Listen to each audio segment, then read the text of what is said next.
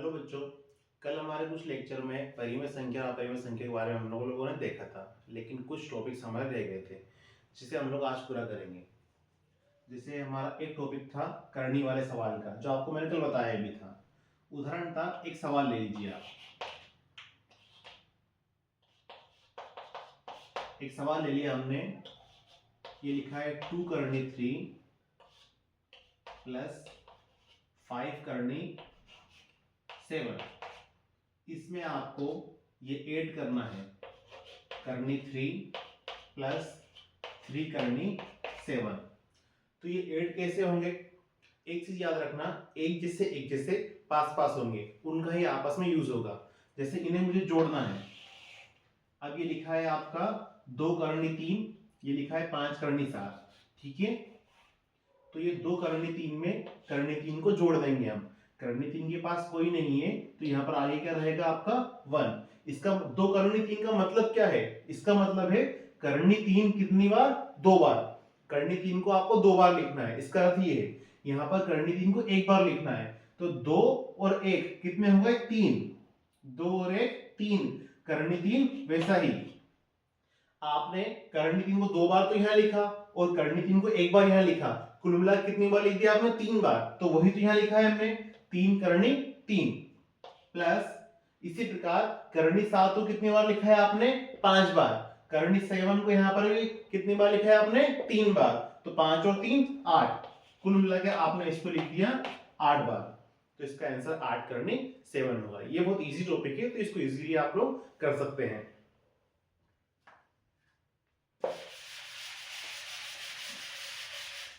एक आप करके कमेंट में बताइए,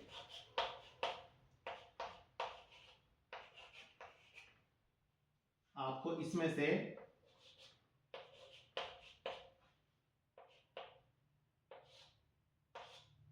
ये माइनस करना है,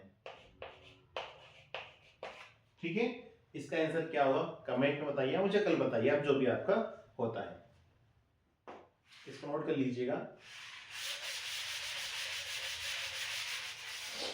अब एक आपकी बुक में है परिमेयकरण वाला टॉपिक, हम उसको देखते हैं। जैसे मान लीजिए एक सवाल ये, परिमेयकरण होता क्या है? एक प्रकार से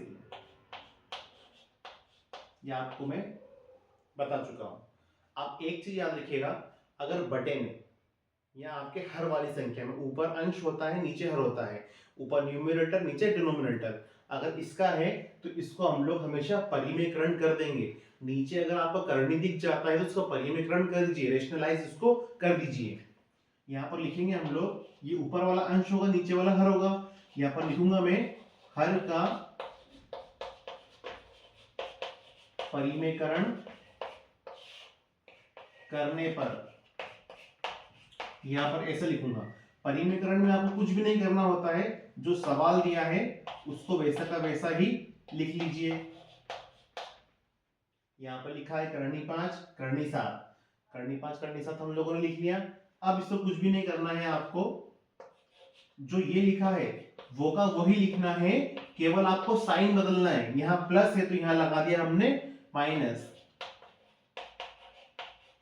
इसका हमने मल्टीप्लाई करा और डिवाइड करा। ये आपको परिमेयकरण होता है। जो आपका नीचे वाला नंबर लिखा रहता है उसी नंबर को आपको यहाँ भी लिखना है, अंश में और हर में भी लिखना है। अब चूंकि यहाँ पर प्लस का था तो मैंने कैसा लिख दिया? माइनस का। और अगर यहाँ पर माइनस होता तो मैं क्या लिख देता? यहाँ पर प्लस में इसको लिख देता, ठीक है। इसको मिटाता हूं ऊपर वाले को।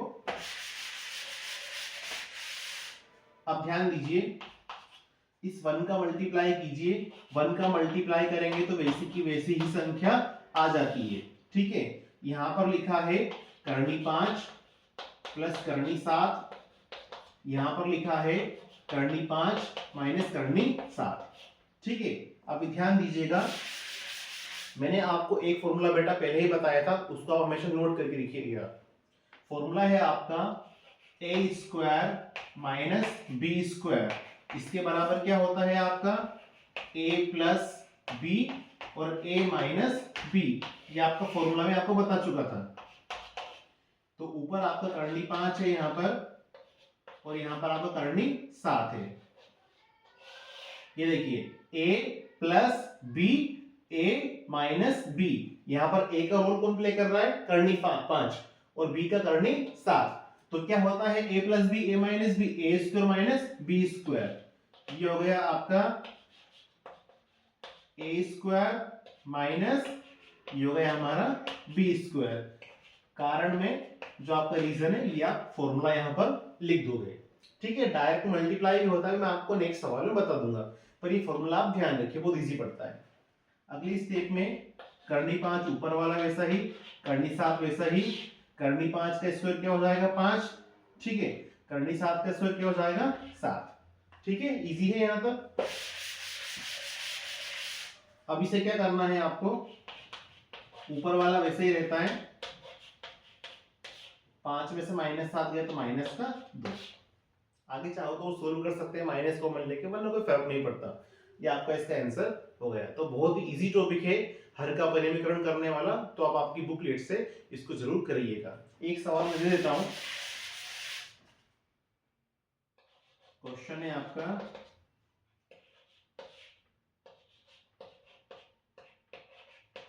आपको ये करना है, कमेंट में आप बताइए इसका आंसर क्या आता है। आपके होमवर्क में कीजिए, आपकी कॉपी में कीजिए, इसको सोल्व कीजिए। बहुत ही इजी है, सेम प्रोसीडिंग है, हर का परिमीकरण करना है। ये माइनस वाला है तो ये प्लस में ऊपर नीचे आ जाएगा। ठीक है, ध्यान से करिए।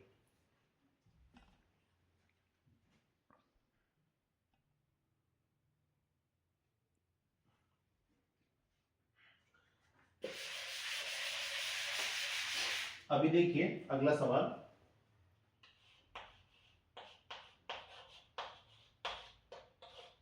इसको आपको हल करना है। आपको डायरेक्ट बोल दिया हल करो या गुणा करो, इसको सोल्व करना है। इसका भी एक तरीका है। जैसे आप अगर वो फॉर्मूला याद नहीं रख सकते, a plus B minus B square minus B square, वहां पर सेम नंबर होते थे, यहाँ पर अलग अलग नंबर आ गए। तो आप ये जो विधि बताऊंगा उसको उसमें अप्लाई कर सकते हो।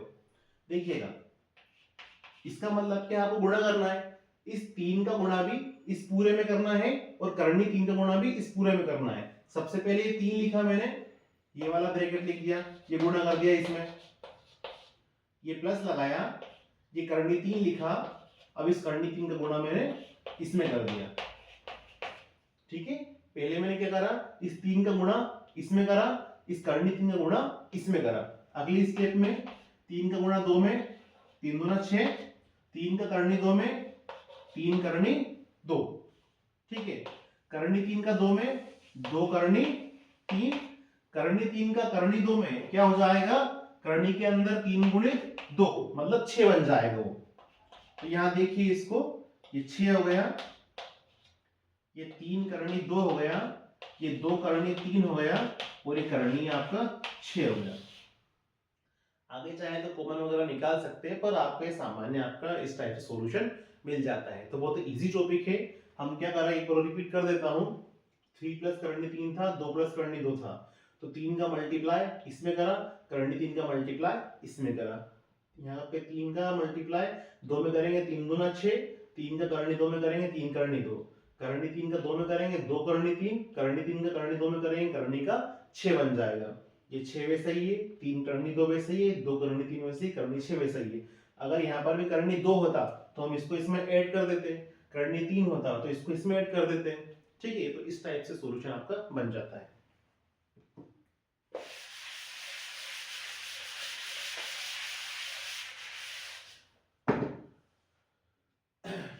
अब इसके बाद एक टॉपिक मैंने बताया था घातांक के नियम वाला, तो घातांक के कुछ बेसिक फॉर्मूले आप देख लेते हैं, उसको ही करेंगे।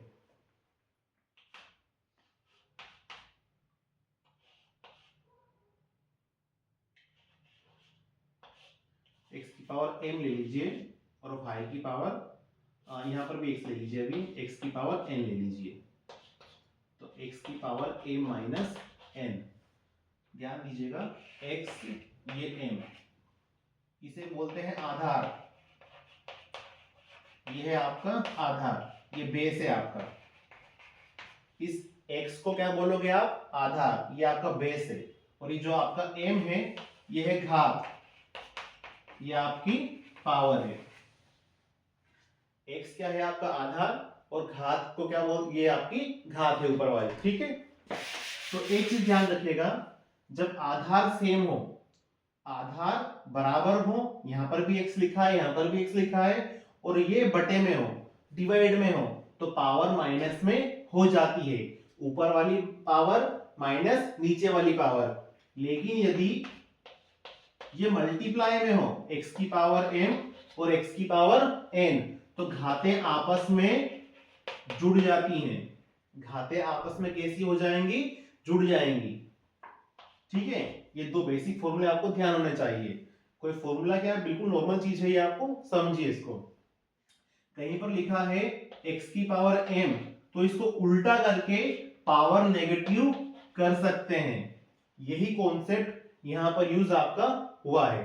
कहीं पर लिखा है x की पावर माइनस n, तो इसको 1/x की पावर n लिख सकते हैं। ये घातांक के जनरल सामान्यतः रूल है ये, तो आपको ध्यान देना है, कुछ भी नहीं है। यहां पर x लिखा है, यहां पर x लिखा है, मतलब ये आधार है, आधार बराबर है, और डिवाइड में अगर है तो पावर आपस में माइनस हो जाती है, ऊपर वाली पावर, अंश वाली पावर और नीचे वाली पावर। अगर मल्टीप्लाई में है तो पावर को आपस में जोड़ देंगे, और अगर इस टाइप से लिखा है तो उल्टा करने पर साइन बदल जाता है, ये पॉजिटिव था नेगेटिव हो गया, नेगेटिव था आपका पॉजिटिव हो गया। ठीक है, ध्यान दीजिएगा।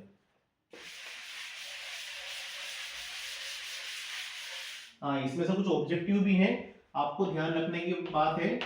करनी 2 की वैल्यू पूछी थी मैंने आपसे, करनी 2 की वैल्यू आपको पता है 1.414 होती है, करनी 3 की वैल्यू भी आपको याद होना चाहिए 1.732 होती है, और कोई सा भी एक नंबर हो उसकी पावर 0 हो तो हमेशा आंसर क्या आता है, 1।